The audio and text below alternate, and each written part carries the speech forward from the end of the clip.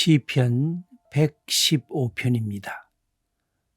사랑하는 하나님, 주님을 사랑하는 우리의 삶이 세상에서 조롱받지 않게 하옵소서. 하나님을 경외하는 우리가 하나님의 복을 받은 사람인 것을 세상이 알게 하옵소서. 모든 것이 잘 풀릴 때 우리를 자랑하지 않게 하옵소서. 하나님께 돌릴 영광을 우리가 차지하려는 교만의 죄를 짓지 않게 하옵소서. 사람의 생각과 손으로 만든 우상, 거짓 사상 위에 세운 이데올로기에 매몰되지 않게 하옵소서. 오직 하나님만을 경외하고 영광 돌리게 하옵소서. 아멘. 시편 115편은 우리에게 복을 주는 대상이 누구인지 바르게 선택하도록 우리에게 요청하고 있습니다. 하나님이 복을 주시는 분인 것을 알고 하나님을 택해야 되는데, 우리들은 내가 만든 우상을 그렇게 거기에 절하고 거기에 의지하면서 하나님을 떠난 그런 존재가 되는 것을 이 시인은 극도로 경계하고 있습니다. 여러분, 하나님과 우상의 차이가 뭘까요? 우리 하나님은 어떤 분을 하나님이라고 그러고 우리가 세상의 우상이라고 하는 것은 뭘 우상이라고 할 수가 있을까요? 그냥 가장 간단한 구별 방법은, 하나님은 나를 만드시고 우리를 만드시고 이 모든 세계를 만드신 창조주이시고, 우리가 하나님을 만든 것이 아니라 하나님이 우리를 만드신 그런 분이 우리의 하나님이십니다. 그런데 우상이라고 하는 것은 인간이 만든 모든 것입니다. 인간이 형상으로 만든 것이나, 인간이 정신적으로 만든 것이나, 인간이 사상이나 이데올로기로 만든 것이나, 그것을 자기의 최고의 가치로 삼는 인간이 만든 이 모든 것들이 다 우상이라는 것입니다. 그러므로 우리가 하나님을 믿는 핵심은 다른 것이 아닙니다. 하나님이 나를 만드셨기 때문에 우리가 하나님을 섬겨야 되고, 다른 모든 것은 인간이 만든 것이기 때문에 그것은 절할 대상이 아니라 내가 사용할 대상이고, 내가 관리할 대상이고, 내가 그것을 조절할 수 있는 대상이 되는 것입니다. 그러므로 기독교는 처음부터 형상성을 가진 하나님을 거절했습니다. 형상성 속에 하나님을 몰아넣게 되면 나중엔 보이지 않는 하나님은 사라지고, 보이는 형상성만을 갖고 인간이 거기에다가 절하고, 인간이 거기에다가 빌고, 인간이 거기에다가 간구하는 그런 오도된 잘못된 신앙을 갖게 되기 때문에 그렇습니다. 오늘날에 있어서 우상은 뭘까요? 오늘날의 우상은 돈입니다. 이건 예수님도 말씀하신 2000년 전의 우상, 아니 3000년 전의 우상 다 똑같습니다. 돈과 만몬과 하나님은 동시에 섬길 수 없다. 그만큼 돈이 인간이 갖고 있는 모든 삶의 하나님처럼, 우상처럼 우리들에게 다가오는 것은 오늘날에도 예외가 없습니다. 예수 믿는 사람, 예수 믿는 이유를 물어보면 돈 잘 벌기 위해서 예수 믿겠다 하는 사람도 있습니다. 이거는 목표가 잘못된 것이라고 할 수가 있습니다. 분명히 돈은 하나님께서 우리에게 선물로 주신 것이지만, 돈을 벌기 위해서 하나님을 믿게 되면 돈이 첫째가 되고 하나님은 늘 둘째가 되는 것입니다. 그러므로 하나님이 모든 것의 모든 것임을 고백할 줄 알아야 우리가 돈도 재물도 내가 이것을 관리하고 내가 조절하고 내가 이것을 사용할 수가 있게 되는 것입니다. 오늘날의 우상이 또 뭘까요? 권력인 것입니다.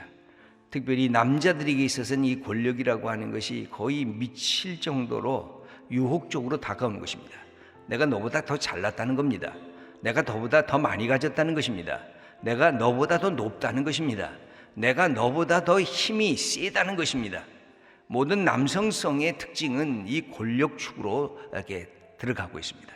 그러므로 내가 조금 더 힘이 세면 밑에 사람을 내리눌리려고 그러고, 내가 다른 사람보다 힘이 조금 없으면 아부하려고 하고, 이것이 우리가 갖고 있는, 특별히 남자들의 세계 속에 갖고 있는 우상성이라고 할 수가 있습니다. 그래서 의연한 사람들, 정치가 중에서도 의연한 정치가들을 쉽게 만나볼 수가 없습니다. 그냥 여기저기 분화비처럼 권력 속에 끊임없이 추구해 들어가고 있는, 그것도 하나님 믿는다고 하는 사람들이 절반 가까이 국회의원이 되는데, 그들이 정말 하나님의 공의와 하나님의 법도에 의해서 나라를 다스리는 것일까? 아니면 조금 더 큰 권력을 갖기 위해서 그렇게 초조하게 거기에 집착하면서 살아가고 있는 것은 아닌가 묻게 됩니다. 이 시대에 또 하나의 우상이 있다고 하면 성적인 쾌락인 것입니다. 이것은 순간적으로 다가오는 인간의 유혹입니다. 어느 순간에 그냥 무너지는 유혹입니다. 가장 찰나적인 쾌락이고, 인간이 갖고 있는 자기의 생각과 자기의 이성을 순식간에 마비시키는 그런 유혹적인 우상인 것입니다. 그러므로 우리가 모든 곳에 이 성적인 쾌락의 우상성이 도사리고 있습니다. 하나님께서 우리들에게 오늘 말씀해 주시는 것은 다른 것이 아니라 우상은 우상일 뿐이라는 겁니다. 거기에 빠져들지 말고 그것 때문에 내 인생이 좌지우지되지 말고 오직 너는 하나님으로부터 복을 받으라고 하는 말씀입니다. 그러면서 이 시인은 영광 받으실 분은 오직 하나님 한 분이십니다. 이 사실을 이 1절에서 선언하면서 시작하고 있습니다. 1절 말씀을 읽어보겠습니다.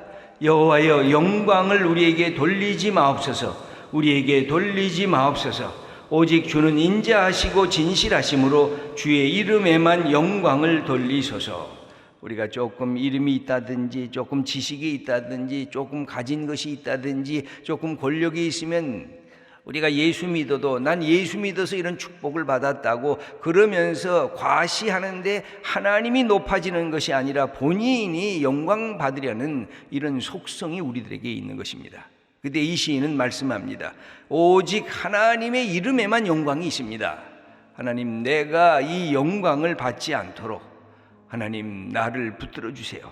이렇게 말하고 있습니다. 여러분, 2절과 3절 말씀을 읽겠습니다. 어찌하여 문나라가 그들의 하나님이 이제 어디 있느냐 말하게 하리이까? 오직 우리 하나님은 하늘에 계셔서 원하시는 모든 것을 행하셨나이다. 이 시인도 위기에 들어가 있는 것 같습니다. 세상 사람이 네 하나님이 도대체 어디 있느냐, 네 모양을 보니까, 네 꼬락서니를 보니까 하나님은 안 계신 것 같구나, 그런 욕을 받지 않도록 하나님 붙들어 주세요. 이런 고백입니다. 우리 하나님은 하늘에 계신 하나님이지만 이 땅의 모든 것을 행하시는 하나님이신 것을 그가 신앙으로 고백을 합니다. 그러면서 내가 믿는 하나님과 이 세상의 이방인들이 믿는 신들의 차이를 이 시인은 쓰고 있습니다. 4절, 5절 먼저 읽어보겠습니다. 그들의 우상들은 은과 금이요 사람이 손으로 만든 것이라.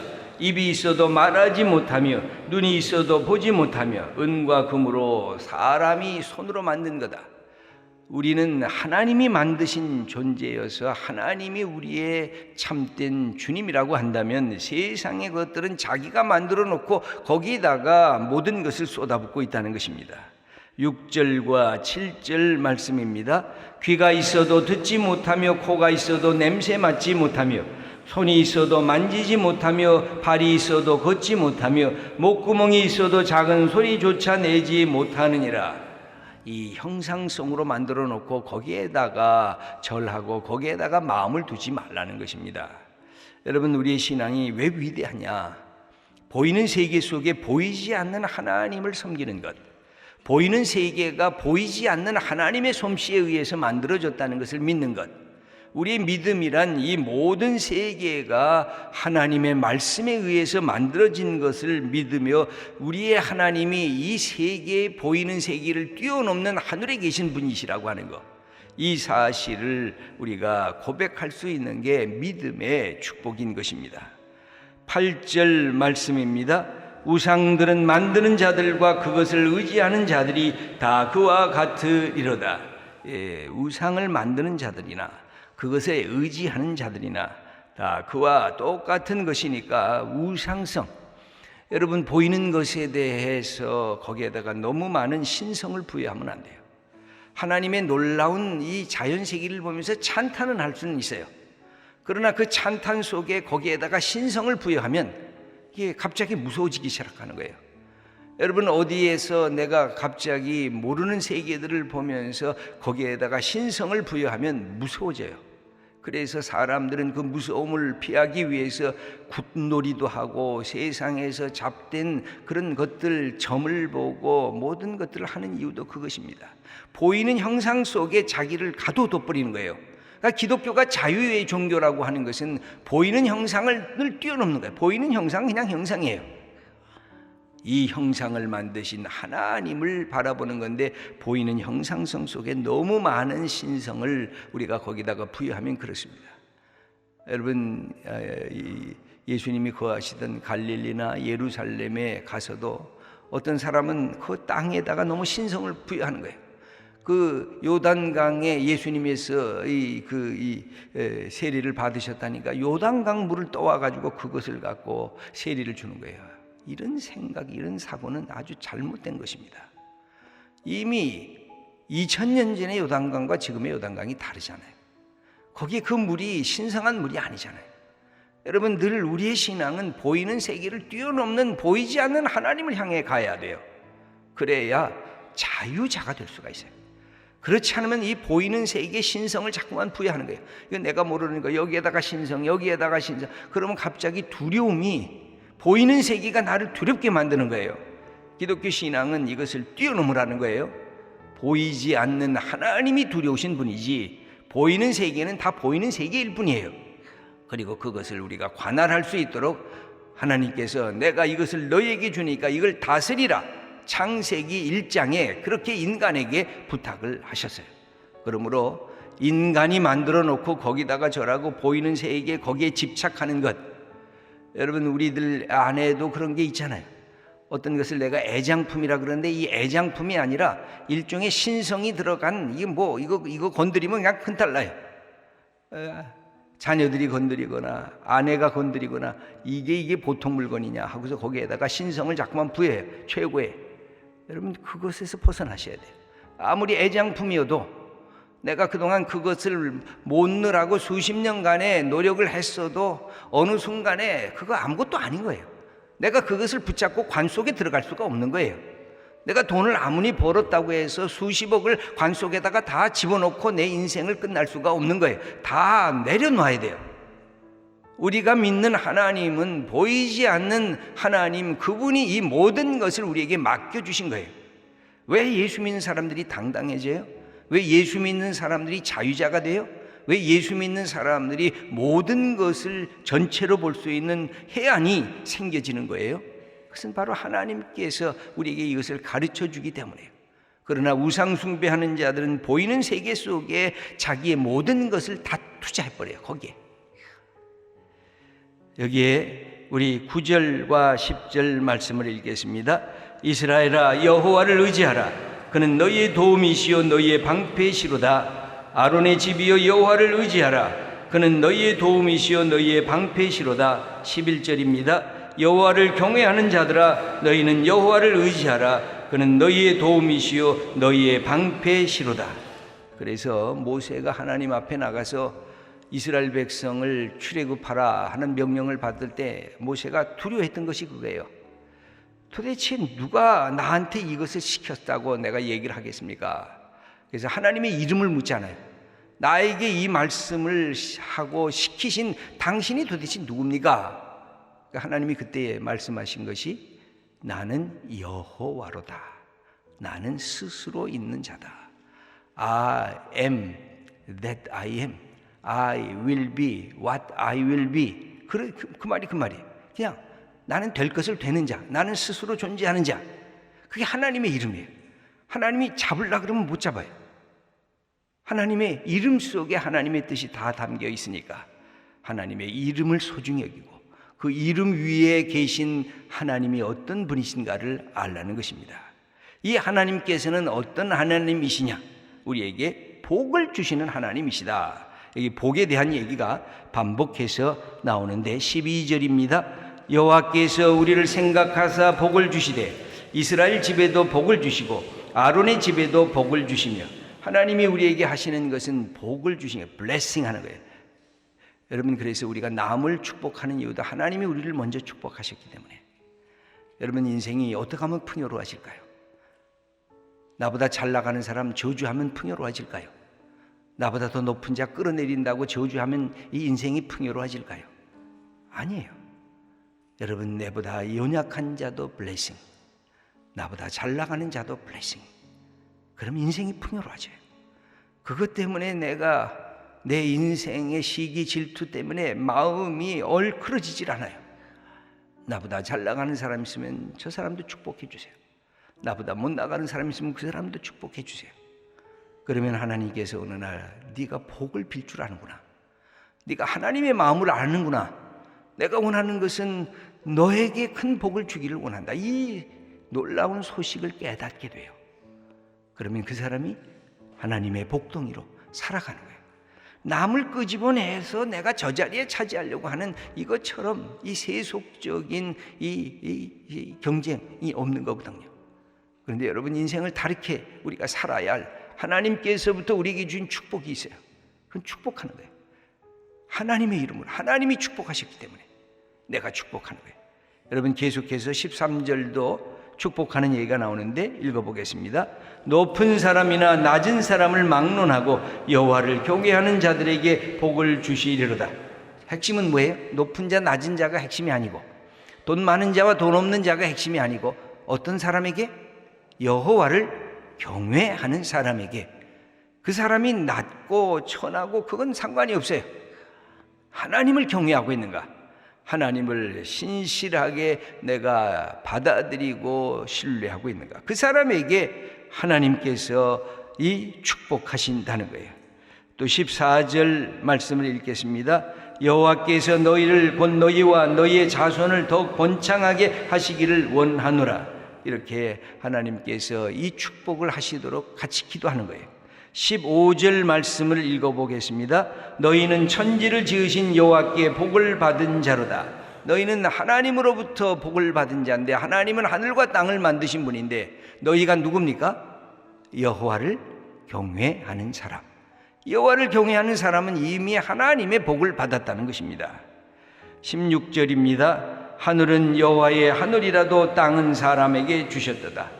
하나님께서는 하늘을 관리하시고 하늘에 정주하시면서도 땅을 인간에게 주셔서 이 땅에서 수고하고 땀 흘리며 먹고 마시며 아름다운 가정을 꾸미고 삶의 이 복을 누리도록 우리에게 허락해 주셨다는 것입니다. 그러므로 우리가 해야 할 일은 뭘까요? 이제 하나님을 찬양하는 일입니다.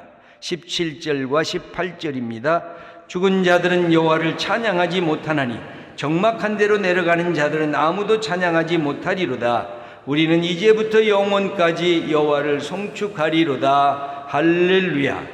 우리가 살아있는 이 동안 마음껏 하나님을 찬양하고 하나님의 주신 복을 기쁨으로 누리면서 살아가라.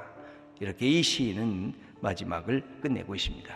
여러분, 제일 중요한 것은 돈이 많고 적고, 지식이 많고 적고, 권력이 많고 적고 거기에 달려있는 것이 아니라 내가 하나님을 사랑하는가, 내가 하나님을 경외하는가, 이것이 우리의 모든 삶의 복의 근거입니다. 오늘도 이 놀라운 복을 우리가 경험하고 감사하면서 우리의 삶을 열어가는 하나님의 자녀들 다 되시기를 축원합니다.